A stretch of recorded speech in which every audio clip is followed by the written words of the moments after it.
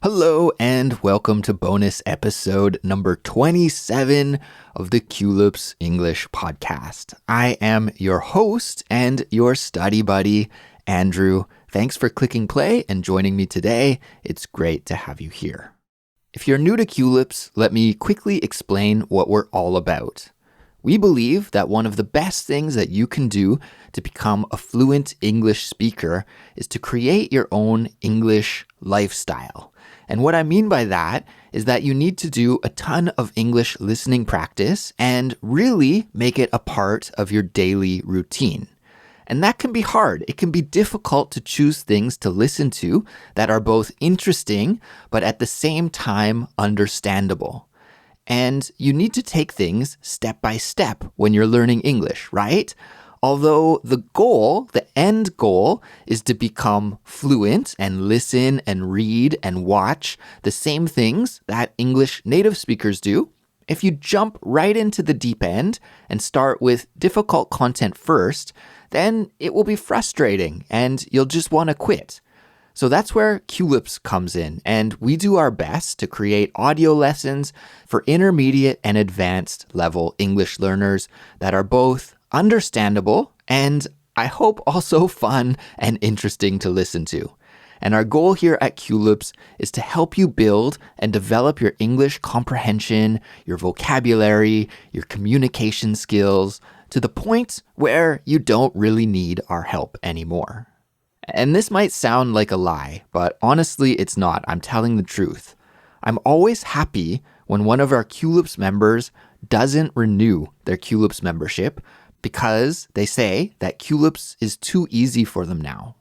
From a business perspective, that sounds crazy, right? That I'm happy to lose a customer, but I'm not really a businessman, guys. I'm a teacher, and the teacher in me is ecstatic because that means that we achieved our goal here at Culips, which is giving you the tools that you need to hit the next level in your English learning journey and to graduate from studying with Culips and studying with me to learning and listening to the same thing that English native speakers do.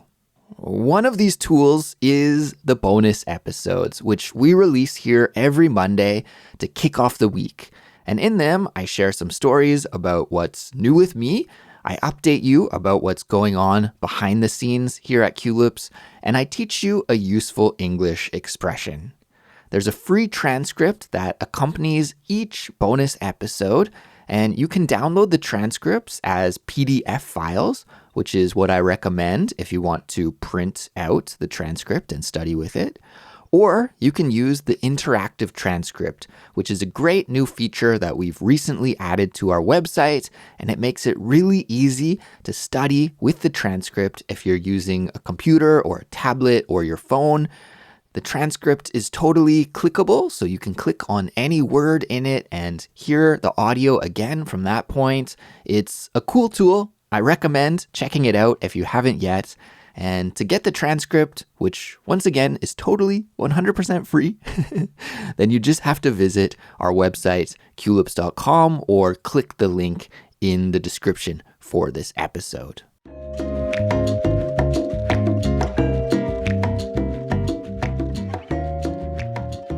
So happy Monday. I hope you've been doing well since the last time we spoke. Last week went really well for me, and I hope it did for you too. I was hoping that something interesting would happen to me last week that would provide for a great story that I could tell you today. But nothing out of the ordinary happened. It was just another one of those wake up, go to work, come home, go to bed kind of weeks. With one small twist thrown in, I guess, and that is that my wife and I have been working on our house remodeling project during every spare second that we have. In case you missed it, I mentioned this a few weeks ago, but my wife and I, we bought a little house here in Seoul, South Korea, where we live, and the house is old, it's not in great shape, and before we can move into it, we need to fix it and remodel it. It's a big job, and we've been meeting with different builders and designers to come up with a game plan. It's fun and stressful at the same time, but thankfully my wife works in the design field and she has just a ton of great ideas and really knows how to communicate those ideas clearly, both to me and the people that we're working with. So we're off to a great start with the project so far. But apart from all the work on the house, I didn't really do any activities worth talking about with you this week. So instead, I wanted to talk about something that's all over the news and all over social media lately, at least in the English-speaking world. I'm not sure about in your country, but here on English social media and in the English-speaking world, everybody is talking about this story, and it is the purchase of Twitter by Elon Musk. Have you been following this story at all? I have to say, it's almost more entertaining than any movie or TV show out there, and I've been loving every minute of watching this story unfold. I'm not a big Twitter user, actually. Of course, we have our Culips Twitter, but I prefer using Instagram over Twitter personally. But I do see how Twitter can have an appeal for some people, and I do log in and check it from time to time. As you probably know, Elon Musk is a billionaire businessman and engineer, and he's most famous for his companies Tesla and SpaceX, and he has some other companies as well. And he's a Twitter power user. He loves Twitter. He uses it all the time. And recently, he bought Twitter. He bought the company for an incredible price. He paid $44 billion to buy Twitter. Could you imagine having that much money? I can't even think of how big that number is. It's just a huge amount of money, and he bought the company. He bought Twitter. Now, apparently, he bought Twitter because he wanted to clean it up. He wanted to get rid of the bots and the spam accounts and remove some of the censorship that he felt was getting in the way of making Twitter a place for free speech. Twitter has this reputation of being a digital town square. Traditionally, a town square is what we call an open area in the middle of a traditional town. And it's a place where the citizens of that town would gather. They would meet and they would buy and sell and trade goods and communicate information with each other. Probably our listeners in Europe will know exactly what kind of place this is, a town square, because in fact, when I think of a traditional town square, I think of like a small European town where there's a place in the middle of the town where everyone can interact with each other and do their daily business. Well, Twitter aims to be the digital version of this, the place on the internet where the world can meet to exchange ideas freely. But Elon Musk felt that it wasn't doing this very well because some people's accounts were censored or banned. Think about Donald Trump, the former president of America. He was banned from Twitter, for example. And Musk was also concerned that bots and spam were ruining Twitter. So he stepped in to buy it and run it according to his own vision. Well, ever since he decided to buy it, it's been an absolute dumpster fire. Have you heard that expression before? To be a dumpster fire? It's a funny one, and if something is a dumpster fire, it means that it is a chaotic mess or a very, very mishandled and poorly managed situation. So yes, Twitter is a dumpster fire right now. And in fact, just buying the company proved to be fairly difficult for Musk. He made his offer and then tried to withdraw his offer, but was ultimately forced to follow through and complete the purchase. There was some legal obligation that he had where he had to actually follow through and purchase the company after making an offer for it. And then finally, around 2 weeks ago or so, he took control of the company. And from that point on, it seems like he's almost trying to destroy it rather than save it. As I said, it's a dumpster fire.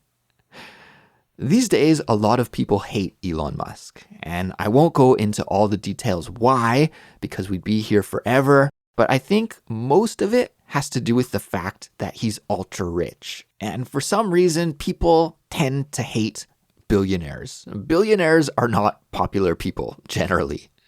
And personally speaking, I don't hate Elon Musk. I'm not exactly his number one fan either, but I do think he's an interesting guy, and he's a dreamer, and he's also a doer. He gets things done for the most part. And I like all of those things. I think the world could use more dreamers and more doers and more interesting people.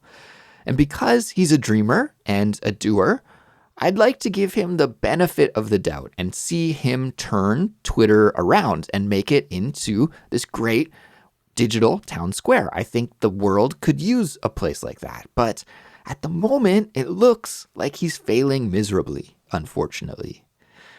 So after taking control of Twitter, again, this was just about 2 weeks ago, the first thing that he did was clean house. Clean house. I don't mean like he cleaned the office building. He didn't bring a mop and a vacuum cleaner and some rags and actually clean the office building. No.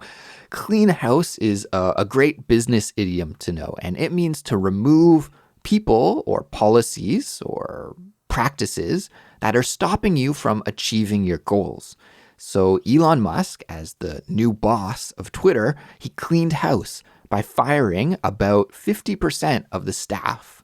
Now, this alone has created a ton of drama online, and I've read so many debates and articles and all around just negative Musk-bashing comments on social media about this. And I get it. No one likes to lose their job, right? That's terrible that 50% of the staff are now looking for a new job. I really feel for those people. But anyways, that was Musk's first step, is that he fired 50% of the staff. And then the next major change that Musk made was to remove Twitter's verified accounts. So before Musk's takeover, if you were a popular or a famous Twitter user, then you used to be able to get this little blue checkmark icon beside your name or on your profile to prove that you were indeed the real person operating that account. So, for example, maybe on the Culips Twitter account, we would want to have one of those blue check marks so that if you visited, you would know that you are interacting on Twitter with the real Culips English podcast, not somebody who is pretending to be us, but it would really be me behind the computer operating the account. So there was this kind of system. Your blue check mark proves that you are indeed the real person operating the account. However, Musk's new idea was that users should have to pay for this privilege, and he started charging $8 a month so that you could get a blue check mark on your profile. And okay, that's fine, right? You have to pay for the service if you want to use it. There was some debate about that online, a lot of debate, but ultimately that's not something that I think would break Twitter. However, it seems like this idea wasn't really thought through well enough because this ended up backfiring miserably. So you have a plan, you think it's going to unfold one way, but it actually unfolds a totally different way. This is backfiring. And Musk's plan here, it backfired miserably because what happened was that a bunch of internet trolls started signing up for fake Twitter accounts and getting a blue checkmark beside their name. And mostly they did this for big brands and companies and celebrities. And then these trolls started making fake tweets, some of which were actually really hilarious. And people believed them because they had this blue checkmark. They looked like legitimate, real accounts, right? You see, if you just paid the $8 price, you didn't actually have to submit any documents to verify your identity and prove that you are who you say you are. So just anybody could randomly sign up for an account and pretend that they were a celebrity or running the Twitter of a big company, for example. And as you can imagine, this just created a chaotic situation on Twitter. One tweet in particular was made by a troll who signed up for a fake account pretending to be a big pharmaceutical drug company.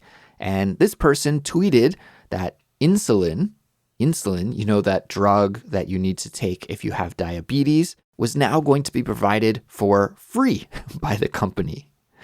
The tweet stayed online for almost a day before it was removed, and many people thought that the tweet was real. And they thought, oh, what a wonderful company. Now they're giving away free medicine. This is fantastic. But later, when people learned that it wasn't real and it was indeed fake, it caused just a huge problem for everyone. Twitter's reputation was ruined as being a source of information that you could trust. The drug company looked bad because they had to come out and say, hey, you know that good thing? We're not actually doing that. We're not actually giving away free medicine. Sorry, you still have to pay for it. So that was a bad look. And as a result, that drug company's stock dropped dramatically. And this is just one of many similar examples.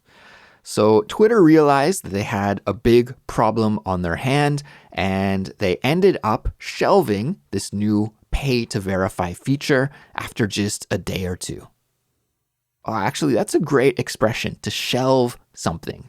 To shelve something means to quit or give up or remove or delete something because it's not working. So Twitter shelved the new feature just because it was a huge and embarrassing failure. So it's seemingly chaos over there at Twitter, and this has affected Twitter's bottom line, the revenue and the money that they make. There have been reports of advertisers pulling their ads, and on top of this, Elon Musk himself said that Twitter was losing up to $4 million each day. However, at the same time, he says that Twitter use has never been higher, and the site has been seeing a huge uptick in traffic. So traffic is going up and up. More people than ever are apparently using and looking at Twitter. I'm wondering, though, if there could be a lot of people out there like me who have just been logging into Twitter to watch the drama unfold. And maybe that could account for the increased traffic. One last comment here about Twitter, everyone, and that is on your Twitter profile, you're able to share your location so that your followers know where you are in the world. And last time I checked Elon Musk's profile, his location was set to hell. So I had a good laugh about that, and I can't imagine that his life is easy right now, but at least he's still joking around, I suppose. But I've been enjoying the drama. It's like watching a train wreck in slow motion. It's one of those things that's horrible, but at the same time, you can't look away from it. And I'm rooting for Musk. I hope he succeeds, but right now, things don't look very good. There's a lot of things going on behind the scenes here at Culips, and I want to give you a few updates about what's happening. Many of you have been asking about our interactive transcripts and when they'll be ready for all of our series, not just bonus episodes. Well, over the weekend, we did a bunch of testing and tweaking, and it looks like they're almost working perfectly. So Culips members, I promise, they're coming soon, and we should be able to launch the interactive transcripts for all of our new episodes, no matter what series it is, real soon. And recently, we've also added 3 great English teachers to our study guide writing team. Their names are Alina, Austin, and Indiana. And I'm going to introduce them to you all officially really soon, maybe in a newsletter update, or perhaps I can even get them to come onto the podcast to talk with me in an interview. But for now, I'll just say that they're really great English teachers and passionate language learners. And here at Culips, we try to make the best possible learning materials for you to improve your English with. So we really picked these teachers carefully, and they're great. And I know they're going to do an awesome job in making super helpful study guides for all of our Culips members to learn with.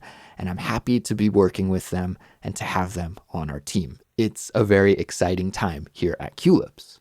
And now it's time for this week's vocabulary lesson. This episode was jam-packed with great idiomatic English expressions. But there's one in particular that I want to focus in on because it's a fun one and I hear it used all the time, so I think it's a good one to know. It is a dumpster fire. A dumpster fire.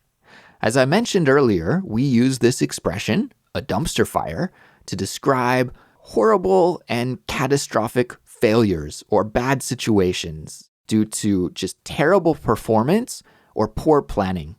And when I was talking about Twitter earlier, I called Twitter a dumpster fire. Did you hear when I said that? If not, it's okay. We're going to rewind right now and go back to that part of the episode again, and we'll listen to it a couple more times. So let's go.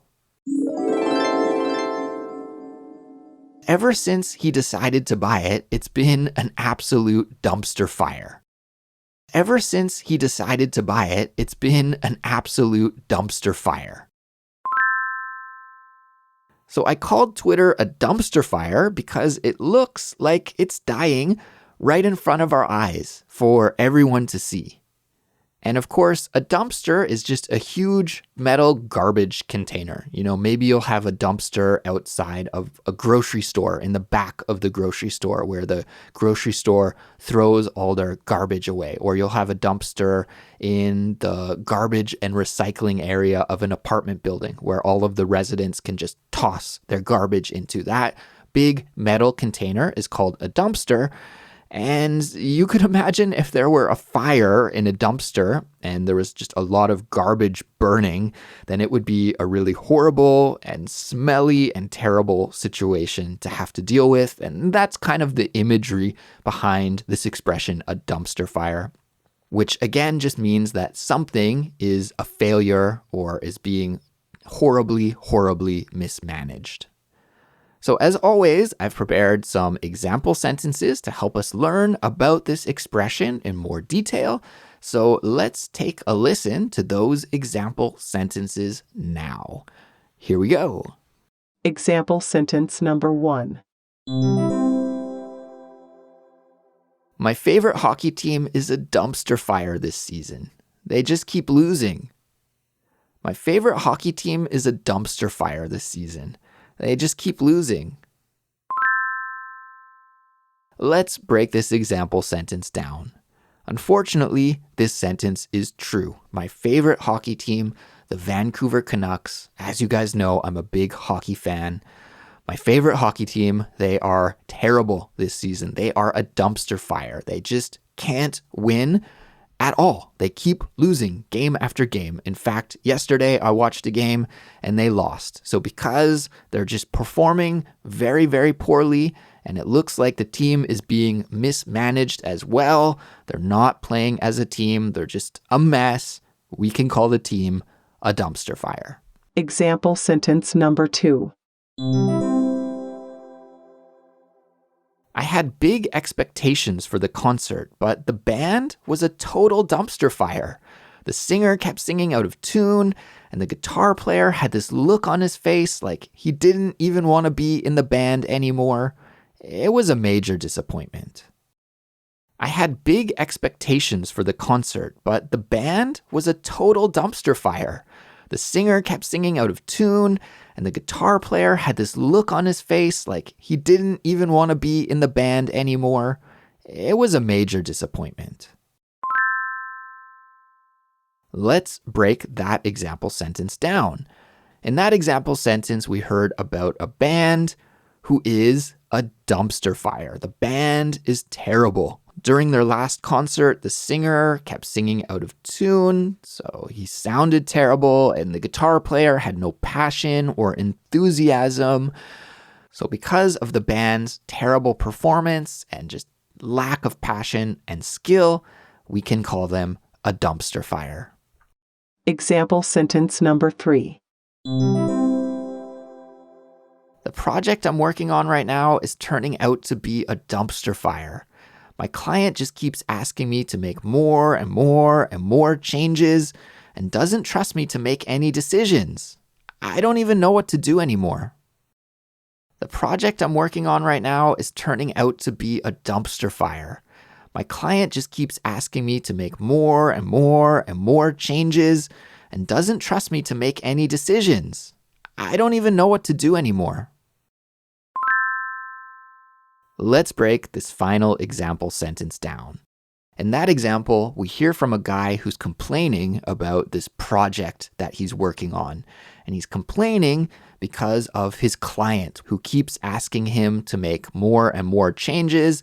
And as a result, it seems like the project is falling apart. It's not really going according to plan. And because of that, because it's not going according to plan, and it's becoming more and more chaotic and disorganized, and instead of working towards the goal is being lost, well, that is why the speaker called his project a dumpster fire. That's it for today. Congrats on making it to the end of the lesson, and thank you so much for studying English with me today. I hope you learned something new. If you enjoyed this episode and you like what we do here at Culips, please consider supporting us by becoming a Culips member. You can find all of the details and learn about some of the great bonuses that we give our members just by visiting our website, culips.com. So take care, and I'll be back soon, and I'll talk to you then. Goodbye.